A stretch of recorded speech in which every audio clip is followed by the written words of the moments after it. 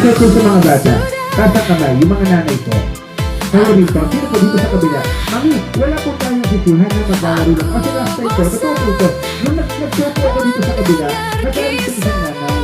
Pinabarangay po ako. Totoo po ito. Ngayon, hindi ko naman po yan na kasalanan kasi maglalaro lang ako. Ang gagawin natin, listen to me, pakitaas na cellphone. Ang gagawin po natin, for 100 pesos, napakadali lang po nito ha.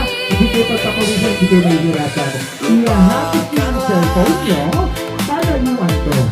Kung sino po nakamalayo, o teka lang po yan.